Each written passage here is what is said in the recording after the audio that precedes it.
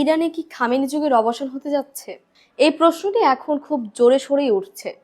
ইরানের রাজপথে সাম্প্রতিক বিক্ষোভ আপাত দৃষ্টিতে স্তিমিত হয়ে এসেছে।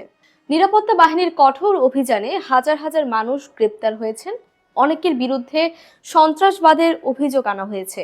এমনকি বিক্ষোভের সমর্থনের দায়ে কারো কারো ব্যবসা ও সম্পদ বাজেয়াপ্ত করা হয়েছে।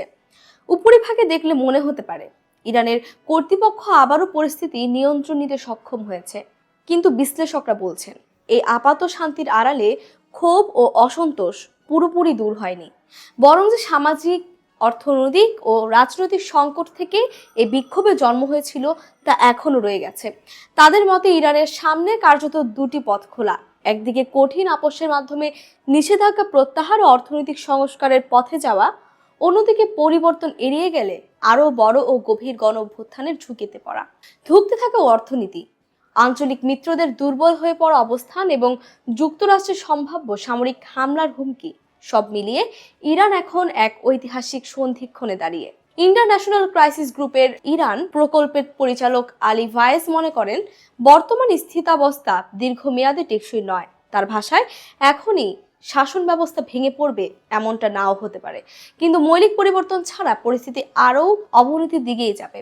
গত ডিসেম্বরের শেষ দিকে ইরানি রিয়ালের নজিরবিহীন দর পতনকে কেন্দ্র করে যে বিক্ষোভ শুরু হয়েছিল তা দ্রুত ইসলামী প্রজাতন্ত্রের শাসন ব্যবস্থার বিরুদ্ধে সরাসরি আন্দোলনের রূপ নেয়।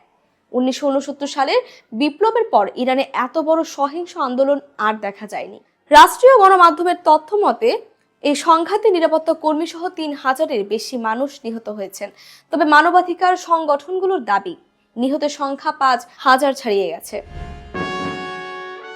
এর আগে 2019 সালে জ্বালানির দাম বাড়ানো বা 2022 সালে নারীদের নেতৃত্বে হওয়া বিক্ষোভের সময় সরকার ভর্তুকি বৃদ্ধি কিংবা সামাজিক বিধিনিষেধ কিছুটা শিথিল করে পরিস্থিতি সামাল দেওয়ার চেষ্টা করেছিল, কিন্তু এবার সেই পথও প্রায় বন্ধ। দীর্ঘদিনের আন্তর্জাতিক নিষেধাজ্ঞা, দুর্নীতি ও অব্যবস্থাপনার ফলে ইরানি অর্থনীতি চরম সংকটে পড়েছে। রিয়ালের মান তলানিতে ঠেকেছে, তেল রপ্তানি কমেছে, আর মূল্যস্ফীতি ভয়াবহ রূপ নিয়েছে। আন্তর্জাতিক মুদ্রা তহবিলের হিসাবে গত বছর ইরানে মুদ্রাস্ফীতি 42% ছাড়িয়েছে, যেখানে 2016 সালে পরমাণু চুক্তির পর এই হার ছিল মাত্র 6.8%। বিদ্যুৎ ও পানির সংকট পরিস্থিতিকে আরও জটিল করে তুলেছে। সাধারণ মানুষের জীবনযাত্রা কঠিন হয়ে উঠেছে। এই সংকট থেকে বের হতে হলে তেহরানকে ওয়াশিংটনের সঙ্গে আলোচনায় বসতেই হবে, কিন্তু তার মানে হলো পরমাণু কর্মসূচি, ব্যালিস্টিক ক্ষেপণাস্ত্র এবং আঞ্চলিক মিত্রদের নেটওয়ার্ক নিয়ে সর্বোচ্চ নেতা আয়াতুল্লাহ আলী খামেনিকে বড় ধরনের ছাড় দিতে হবে, যা রাজনৈতিকভাবে অত্যন্ত স্পর্শকাতর। এখনই খামেনির পতন না হলেও চাপ ক্রমশ বাড়ছে। অনেক বিশ্লেষক মনে করছেন, কয়েক দশক ধরে ক্ষমতা ধরে রাখা খামেনির বিদায় ঘণ্টা কার্যত বেজে গেছে।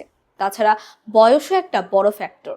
86 বছরের খামেনি শেষ পর্যন্ত কোন পথে হাঁটবেন, পরিবর্তন নাকি পুরনো ধারায়, এর উপরই নির্ভর করছে ইরানের ভবিষ্যৎ।